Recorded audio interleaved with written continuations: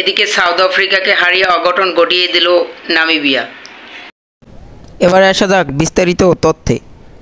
South আফ্রিকাকে 4 উইকেটে হারিয়ে দিল নামিবিয়া।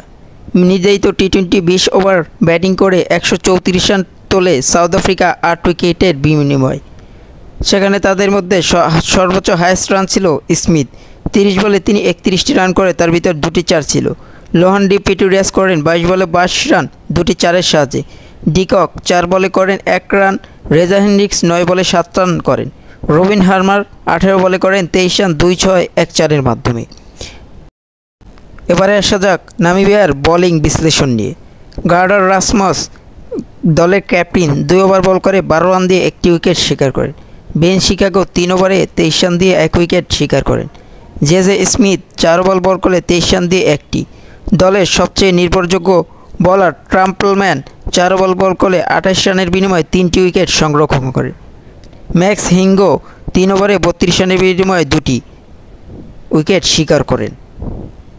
নামিবিয়ার ব্যাটিং নিয়ে, তারা প্রথমে ব্যাট করতে নেমে অল্প রান তুলতেই তাদের অনেক উইকেট হারিয়ে ফেলেন। গার্ডার রাসমস 21 বলে 21 রান করে ফিরে যায় প্যাভিলিয়নে।